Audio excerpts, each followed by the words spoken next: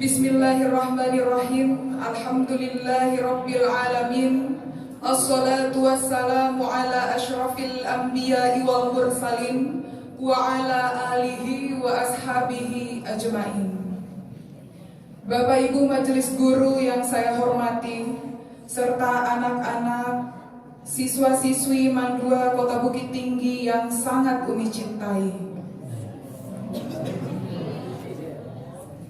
Langsung saja, pada kesempatan kali ini Umi dapat giliran untuk memberikan sedikit pengetahuan di depan anak-anak Umi semua. Kali ini Umi kasih judul penyakit-penyakit rohani. Anak-anak yang sangat Umi sayangi, pada suatu ketika Rasulullah Shallallahu Alaihi Wasallam memasuki masjid. Ketika memasuki masjid itu, beliau mendapati seorang sahabat sedang khusyuk beriktikaf, bertafakur di dalam masjid. Namanya Abi Dzar Al-Ghifari. Lalu didekati oleh Rasulullah sahabat tersebut. Wahai Abi Dzar, gerangan apa keinginanmu? Gerangan apa doamu kepada Allah sehingga engkau begitu khusyuk beriktikaf di dalam masjid? Lalu apa kata Abi Dzar? Maafkan saya ya Rasul, saya berdiam diri di masjid ini bukan bertafakur. Lalu apa? Wirid? Juga bukan. Lalu kenapa kamu di dalam masjid begitu khusyuknya? Saya menghindari orang ya Rasul. Menghindari orang bagaimana? Sudah terlalu banyak orang datang ke rumah saya menagih hutang. Lalu saya bingung mau lari kemana. Dan saya pikir satu-satunya tempat yang paling aman ya di masjid ini ya Rasul.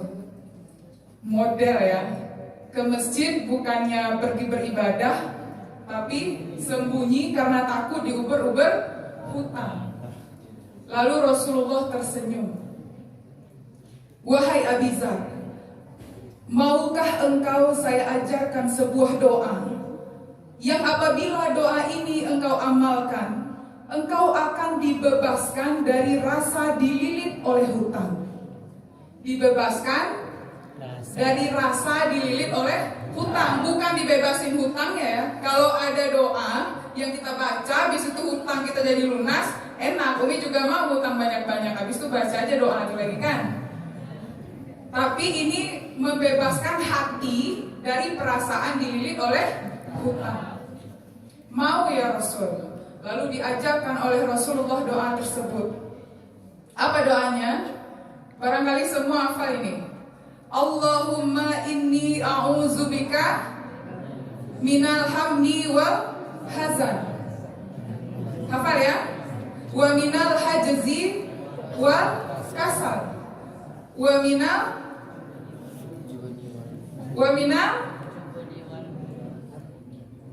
nggak hafal semua ya? Wa minal khubzi wa minal jubni wal bukhal wa min qalabatid dain wa qahrir rijal. Ternyata Umi kalau udah jarang tampil di depan umum kayak gini bisa ini juga ya, bisa grogi juga ya. Ternyata itu penyakit umum ya. Oke. Jadi kenapa di kesempatan kali ini Umi mau membahas tentang penyakit-penyakit rohani? Karena penyakit rohani itu jauh lebih berbahaya daripada penyakit jasmani. Kenapa? Karena kalau penyakit jasmani separah apapun itu tidak akan menyebabkan orang masuk ke dalam neraka. Tapi penyakit rohani, kalau ada kita mempunyai penyakit rohani dan kita tidak tobat, tidak berubah, itu semua menyebabkan seseorang masuk ke dalam neraka. Gak ada nanti di neraka itu sesama penduduk neraka dia bertanya kan, "Hei bang, kenapa kau masuk neraka bang?" Saya dulu di dunia panuan, bisulan. Gak ada. Apa itu panuan, bisulan, kudis, sakit jantung, liver, mah akut, semuanya itu tidak menyebabkan seseorang masuk ke dalam neraka, karena itu semua sakit jasmani. Tetapi yang menyebabkan seseorang masuk ke dalam neraka adalah penyakit-penyakit rohani.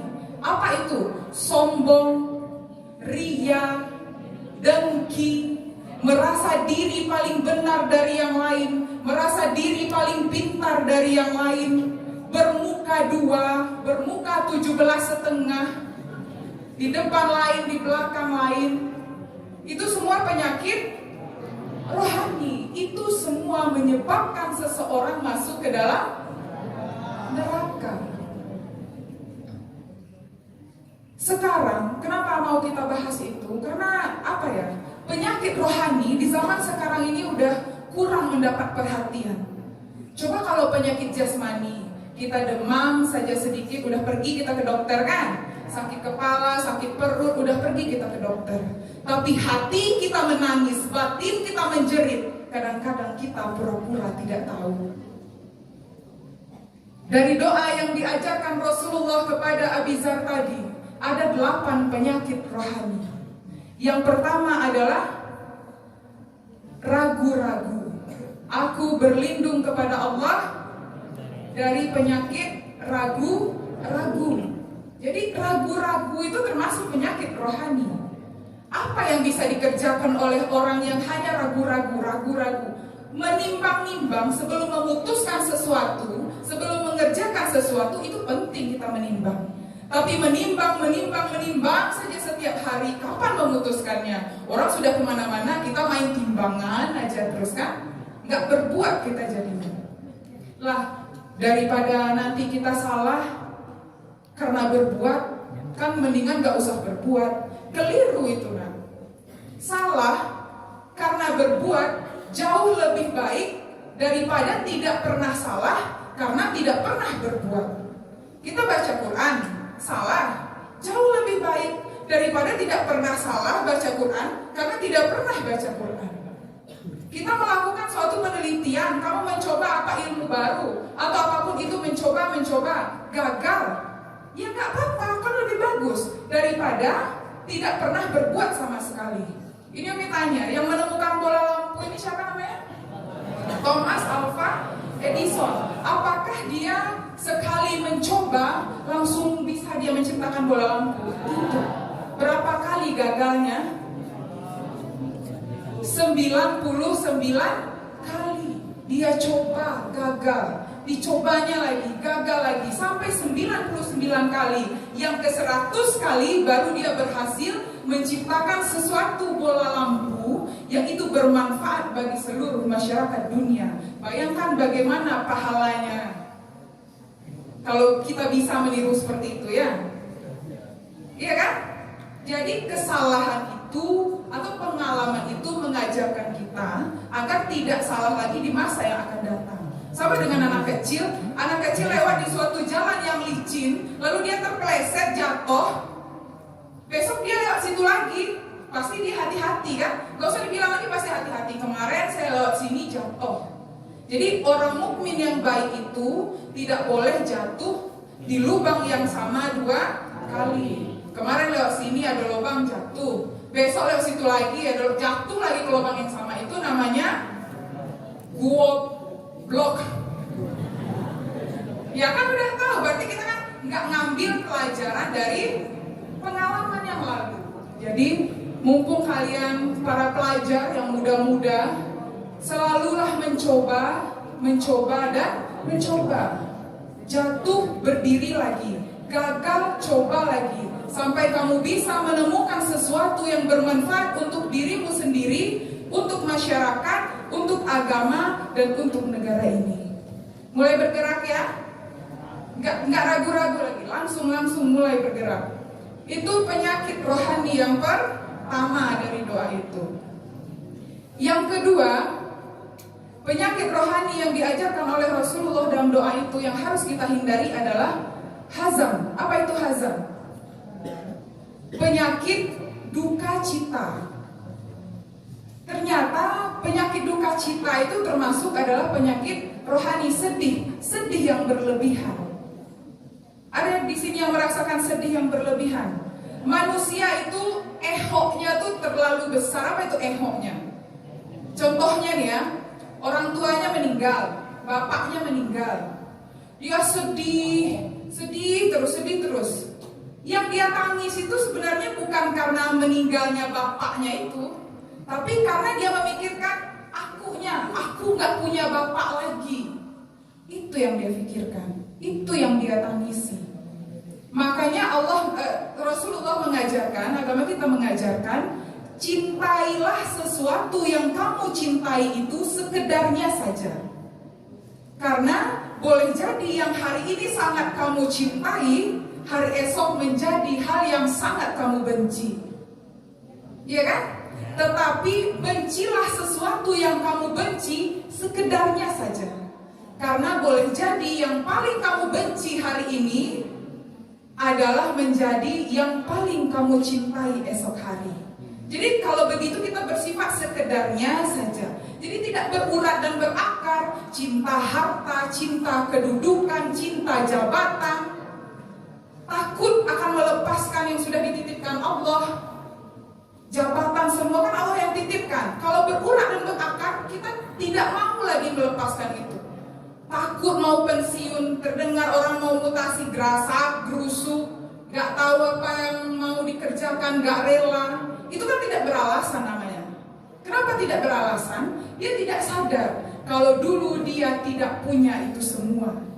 Harta, jabatan, tahta itu adalah titipan. Kepintaran, kekayaan, semua titipan. Jadi kan wajar diambil lagi sama Allah. Kalau kita mencintai sesuatu itu tidak berurat dan berakar, tidak terlalu berlebihan, kapanpun Allah mengambil titipannya dari kita, insya Allah kita ridho, rela. Dan berikutnya penyakit rohani yang ketiga yang perlu kita hindari adalah lemah. Bukan lemah lembut ya, lemah. Lemah apa? Semuanya. Lemah harta. Kenapa lemah harta tidak disukai dalam agama kita? Karena kefakiran membawa kita dekat dengan kekafiran. Lemah pendidikan, terbelakang. Orang pendidikan di barat sana udah bisa siang tingkat SLTA ini menciptakan smartphone segala macam. Orang-orang yang tertinggal pendidikannya ya cuma memanfaatkan yang diciptakan oleh orang lain. Ya, malah terlena dengan itu. Itu termasuk penyakit rohani. Jadi kita tidak boleh lemah, apalagi lemah iman. Ini yang paling ditakutkan oleh Rasulullah SAW. Lemah iman. Orang marah kalau keluarganya diganggu. Orang marah kalau anak gadisnya diganggu. Orang marah kalau hartanya diusik. Tapi kalau agamanya diganggu, agamanya diusik, agamanya diinjak-injak, sedikit pun dia tidak mempunyai rasa cemburu, rasa sakit hati. Banyak yang seperti itu. Jadi anak-anak sekalian, ada sebuah di zaman khalifah dulu, Khalifah Umar bin Abdul Aziz, ketika menghadapi perang dengan kaum kafir Quraisy, suatu ketika para tentaranya mengalami kekalahan. Karena kalah, tentu banyak yang ditahan menjadi tawanan. Termasuk ketika itu 3 orang opsir setara komandan lah ya, dan beberapa puluh tentara ditahan di negeri orang kafir. Lalu untuk nasib para tahanan ini, Raja kafir berdiskusi dengan Perdana Menterinya. Wahai Perdana Menteri, sebaiknya kita apakan ini tawanan-tawanan orang Islam ini? Kita apakan sebaiknya? Kita bunuh saja bagaimana biar habis urusan? Ya kata Perdana Menterinya, terserah Tuan saja. Masalah bunuh-membunuh itu kan gampang. Tapi alangkah tidak lebih baiknya mereka kita bujuk meninggalkan agamanya Islam, mengkhianati khalifahnya Umar bin Abdul Aziz sebagai pemimpinnya, lalu masuk ke dalam agama kita, lalu nanti mereka kita manfaatkan untuk menyerang balik umat Islam itu sendiri. Oh, ide yang bagus juga itu, kata raja, ya kan, kata raja kafir itu. Jadi bagaimana caranya, kata raja kafir? Kita adili saja mereka di pengadilan terbuka, dihadiri oleh seluruh tentara-tentara kafir. Biar ciut nyalinya, biar mau dia meninggalkan Islam, lalu masuk ke dalam, mengikut ke dalam agama mereka. Oke, raja kafir waktu itu setuju. Besoknya langsung dibuatlah pengadilan terbuka yang dipimpin langsung oleh raja kafir. Yang pertama diadili adalah yang ketiga orang opsir tadi. Opsir yang pertama dipanggil. Opsir yang pertama maju. Ya Tuan Raja, kamu tahu siapa dirimu sekarang? Tahu Tuan Raja, saya adalah tawanan. Kalau tawanan harus nurut. Nurut bagaimana Tuan Raja? Kamu harus meninggalkan agamamu Islam, harus kamu khianati pemimpinmu, kamu tinggalkan mereka dan kamu masuk ke dalam agama kami. Kami akan kasih kamu rumah yang mewah, istri yang cukup, harta yang banyak, dan kendaraan yang cukup. Apa jawaban opsi yang pertama tadi? Tuan Raja. Kenapa? Tuan Raja kira selama ini saya berjuang untuk mencari kekayaan, untuk mencari harta. Tidak, Tuan Raja. Saya berjuang di bawah bendera Umar bin Abdul Aziz untuk menegakkan kalimat Allah. Saya tidak akan terpedaya, tidak akan mau mengikuti Tuan Raja. Oh, gila ini orang, katanya kan. Gila opsir ini. Kamu mau dibunuh, kalau tidak mau ikut saya, silahkan bunuh saja. Berani kamu ya. Dari kemarin saya udah berani, makanya saya ikut perang, katanya kan. Akhirnya bunuh saja, katanya. Dipanggil Algojo.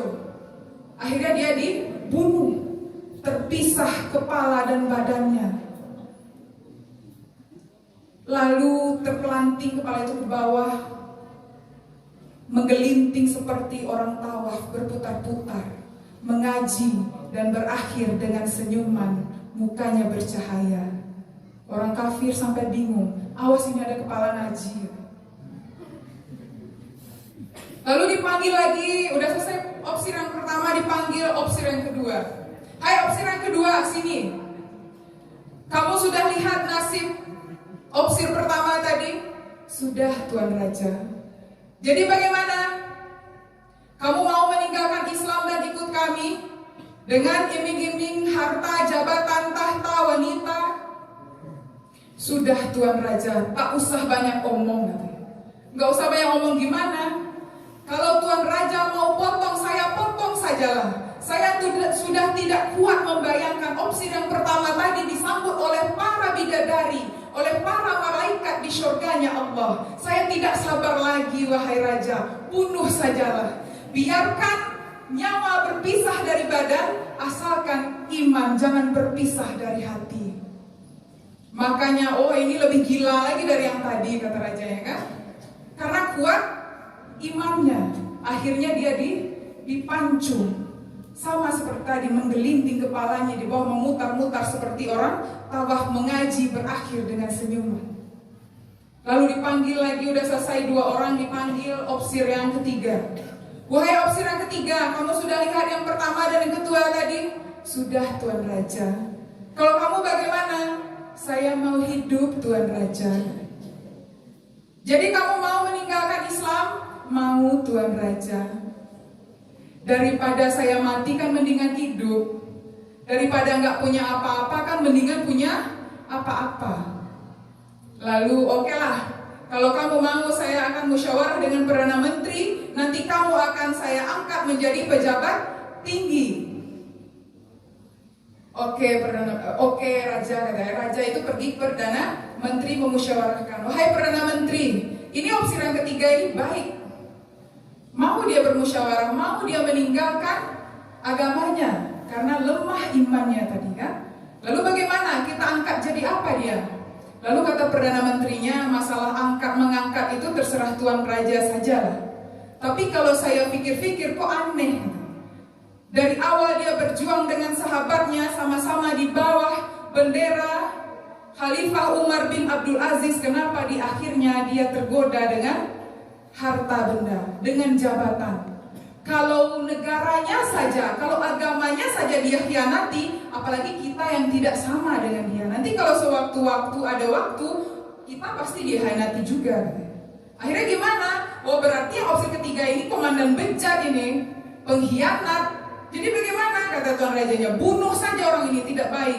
Malah yang baik itu, yang teguh pendirian tadi itu, yang nomor 1, nomor 2 tadi. Kalau bisa nomor 1, nomor 2 itu aja dihidupkan lagi. Mana bisa lagi kan? Udah sampai lah dia di surga tuh. Jadi dibunuhlah yang komandan ketiga ini. Dia mau tadi awalnya keluar dari Islam karena lemah imannya. Sebelum dibunuh, kok saya dibunuh juga? Katanya mau diangkat jadi pejabat tinggi katanya. Kamu opsir bejat, kamu pengkhianat, kamu harus mati. Ya udahlah, sebelum mati saya mau Islam lagi lah katanya. Itu adalah orang yang lemah iman. Kira-kira kalau kita dihadapkan kepada kondisi seperti itu, pilih mana? Hidup atau mati? Wallahu a'lam ya. Tergantung pada tingkat keimanan masing-masing. Oke, jadi jangan sampai kita lemah iman. Kalau lemah pendidikan, lemah harta, walaupun tidak disukai dalam agama, tapi masih mending. Tapi kalau sudah iman yang lemah, itu tidak ada obatnya. Anak-anak yang Umi sayangi, udah banyak yang mengantuk ya. Gue enak kali ini siang-siang ya. Penyakit rohani yang ketiga, berapa lagi? Yang keempat adalah takut. Takut itu boleh nggak dalam Islam? Boleh. Yang keempat malas, dulunya ada jimat. Malas berusaha, malas beribadah, malas belajar. Ada di sini yang malas. Malas itu termasuk penyakit rohani. Santai perlu, refreshing perlu. Tapi kapan mestinya kita bersantai? Kapan mestinya kita refreshing? Kapan kita belajar? Kapan kita sungguh-sungguh? Kan ada waktunya. Jangan setiap hari kita santai saja. Apa yang bisa dikerjakan oleh orang santai? Masalah apa yang dia bisa selesaikan? Orang tuanya di rumah sudah mati-matian berjuang menyekolahkan anaknya ke sini biar jadi anak sukses. Sampai di sini anaknya atau kayak gitulah. Bisa nggak malas itu diobati? Bisa. Kalau ada tekad di dalam badan kita bahwa hasil atau akibat dari malas kita saat ini akan kita rasakan akibatnya bukan besok, bukan minggu depan, bukan bulan depan, tapi bisa jadi 10 tahun yang akan datang. Malas kita belajar, akibatnya akan kita rasakan 10 tahun yang akan datang misalnya. Kawan yang rajin dapat pekerjaan yang bagus. Kita malas kerjanya tukang parkir, ke sawah, tukang gorengan. Ya gak apa-apa tukang gorengan, tapi tukang gorengan yang sukses kan di setiap simpang tuh ada cabangnya. Nah, dan jadi malas itu penyakit rohani. Apalagi malas beribadah. Kalau malas beribadah, bukan sekarang kita rasakan akibatnya, nanti di dalam kubur disiksa kita babak belur sedemikian rupa, disiksa, baru di situ kita merasakan akibatnya. Jadi buang jauh-jauh sifat malas.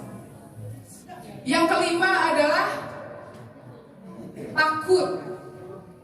Manusia itu dilahirkan dengan fitrahnya. Fitrah itu bisa jadi sifat. Sifat takut semua manusia punya. Dan manusia pun semuanya punya sifat berani. Tapi yang jadi masalahnya, kapan kita mesti takut, kapan kita mesti berani. Orang sekarang berani terang-terangan dia berbuat maksiat. Berani dia melakukan kesalahan. Mereka yang suka korupsi, mengambil hak orang lain, menahan-nahan hak orang lain, punya keberanian. Tapi mengapa kita yang punya niat baik menegakkan yang hak malah kita takut? Jadi kita sebagai, apalagi generasi muda ini, kalian orang-orang pintar, jangan sampai takut. Boleh takut kalau melanggar perintah Allah, dan harus berani kalau kita itu memang sesuai dengan perintah Allah. Kita memperjuangkan kebenaran, harus punya keberanian. Mengapa mereka yang ada di kubu kekufuran saja mereka berani? Kenapa kita di kubu kebenaran kita tidak berani? Kalau kita melawan manusia, hukuman yang paling diterima kalau hukuman manusia apa? Dicuekin lah ya, dicuekin agak seminggu, nggak disapo, dia puasa sampai maghrib kan? Atau yang paling berat hukuman manusia itu apa? Dipenjara seumur hidup. Tapi hukuman Allah, nerakanya Allah, bukankah itu yang harusnya paling kita takuti? Jadi silahkan berani selagi kita benar. Tapi jangan berani babi. Tahu berani babi? Nyeruduk aja dia. Iya, yang keseruduk tahu enak, empuk. Yang keseruduk mesin giling, bongkar kepalanya. Jadi maksudnya jangan beraninya berani babi, berani yang harus punya strategi. Ya, dengan keberanianlah nak Islam bisa menembus Jazirah Arab, Bizantium, Persia, dan mewarnai hampir 2/3 belahan dunia dengan keberanian. Kita harus berani dan berani kalau untuk menegakkan kebenaran. Oke, yang kelima, yang keenam, kikir. Ternyata kikir itu penyakit rohani, pelit. Ada di sini yang pelit? Ada. Kenapa orang bisa pelit? Karena orang itu tidak sadar. Yang pertama ya, tidak sadar. Tidak sadar gimana maksudnya? Kadang kita diberikan kemuliaan oleh Allah untuk menjadi perantara, menyampaikan rezeki. Maksudnya rezeki dia cuma lewat tangan saya. Allah yang kasih rezeki lewat kita. Kan diberikan kita kemuliaan itu untuk disampaikan kepada orang lain. Nggak sadar. Kalau orang nggak sadar itu duit saya ya duit saya, hasil keringat saya untuk saya, nggak ada urusan sama orang lain. Yang kedua, kenapa orang bisa pelit? Karena suka menghitung-hitung, terlalu menghitung-hitung. Menghitung-hitung tuh akhirnya kurang terus. Kita punya uang 10.000, 100.000, hilang 10.000. Orang yang pelit itu pusingnya minta ampun, aduh mati aku nih, hilang piti 10.000. Padahal yang tinggal 90.000 lagi, nggak takana. Hilang nikmat yang lebih banyak daripada yang lebih sedikit hilang. Padahal mungkin saja uangnya itu hilang karena teguran oleh Allah karena nggak pernah sedekah. Ya, apalagi kepada orang tua. Ada yang kikir sama orang tuanya, karena di sini mungkin belum ada yang bekerja ya. Nanti kalau kalian sukses, jangan pernah kikir sama orang tua. Kalau bisa, setiap kita gajian, sisihkan langsung untuk orang tua. 500.000, 1 juta, 2 juta, tergantung penghasilan. Jangan sisanya. Kalau Abi di akhir bulan 50.000, Iko bisa bagi orang tuanya, salah. Kikir kita kepada orang tua. Sementara yang membuat kita sukses itu siapa? Orang tua. Dia mau menahan, mau makan enak, mau beli pakaian bagus ditahannya. Mau dia bekerja keras untuk siapa? Untuk kita. Kalau kita sudah sukses nanti kikir kepada kedua orang tua, langsunglah masuk neraka. Kalau bisa ada rezeki, belikan mereka makanan kesukaannya, pakaian yang bagus, sisihkan. Itu pesannya. Setiap kita gajian nanti tolong di awal itu sisihkan untuk kedua orang tua. Karena tanpa pengorbanan orang tua tidak akan ada anak yang sukses. Ya. Lalu yang ketujuh, apa penyakit rohaninya? Perasaan bebas dari dililit oleh hutang. Ada yang suka hutang di sini masih kecil? Ada. Sedih kos ya. Pakai pitil kawan. Gak 20.000 malah boka tibo. Ada. Tapi di lupuan seleng.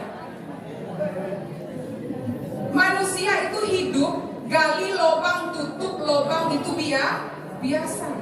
Tapi kalau gali lubang hari ini, gali lubang besok, gali lubang, gali, nggak pernah nutupin, itu namanya mau kejeblos.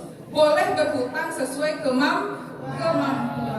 Bisa nggak kira kita bayarnya? Karena berhutang banyak itu membuat siang hari kita takut ketemu sama orang, dan malam hari bikin kita susah tidur. Jadi kalau bisa janganlah berhutang. Apalagi berhutangnya menyangkut keperluan orang banyak. Contoh, ada di sini bendahara OSIM ya. Ada bendahara OSIM. Misalnya bendahara OSIM kan pegang uang. Uang kan uang anggota kan. Dimasukkannya ke rekeningnya. Bercampur dengan uangnya jadinya kan. Tamakan sepiti itu 50 rupiah, 1000 rupiah. Itu dianggap hutang. Atau dipinjam, nggak tahu anggota ada dipinjam oleh kedibalian kilo nggak terbayar. Itu nanti tobatnya itu jauh lebih susah. Kalau orang tobat, kesalahannya maksiat kepada Allah, cara tobatnya berapa? 3. Apa saja?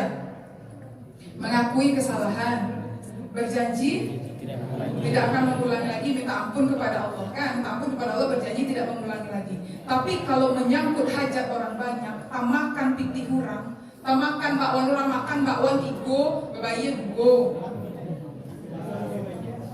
Ya, atau pitih yang dipinjam model itu tadi, pitih anggota dipakai tak pakai 500 rupiah saja. Cara tobatnya jadinya 4. Yang pertama menyesali, yang kedua bertobat kepada Allah, yang ketiga berjanji tidak akan mengulangi lagi, yang keempat harus temui atau meminta maaf, meminta redho kepada masing-masing anggota tadi itu. Ia masih hidup semuanya. Kalau udah mati gimana? Kan repot kan, nanti lah di padang mahsyar kamu carilah orang yang matahari di saat itu sejengkal dari ubun-ubun. Nah, carilah hak orang lain yang dulu pernah kita makan. Sebelum orang itu meridhoi dan mengikhlaskan, walaupun hanya 1 buah pensil yang kamu ambil dari tas temanmu, dia nggak tahu, nggak ridho, kamu cari nanti di akhirat. Sampai orang itu meridhoi, baru kamu diampuni. Jadi hati-hati dari sekarang. Ya. Dan penyakit rohani yang terakhir adalah hidup di bawah bayang-bayang orang lain. Hidup jadi boneka orang lain. Orang lain yang setir kita, ke kiri kata orang, ke kiri kita. Lakukan ini, lakukan. Jangan begini, enggak kita lakukan. Itu namanya hidup di bawah bayang-bayang orang lain. Makanya kalau bisa, rajin-rajinlah belajar. Jadi orang sukses semua. Bangun impianmu sendiri, bekerja keras dari sekarang membangun impian. Karena kalau kamu tidak berhasil membangun impianmu, maka kamu akan dipekerjakan oleh orang untuk membangun mimpi-mimpi mereka. Paham ya? Orang yang di bawah bayang-bayang orang lain itu dia tidak berani ngambil keputusan. Biasanya bamuko duo, nggak nio melawan, di muko, di belakang hatinya lah, menangi, tidak tahu menurutnya dong, tapi baal. Orang yang tidak punya kepribadian tidak ada nilainya dalam kehidupan ini. Ke anak-anak yang berbahagia, mudah-mudahan ke-8 penyakit rohani yang disebutkan tadi bisa kita ambil pelajaran. Mungkin hanya itu yang dapat Umi sampaikan pada siang ini. Terima kasih atas segala perhatian. Mohon maaf atas segala kekurangan. Billahi taufiq wal hidayah. Wassalamualaikum warahmatullahi wabarakatuh.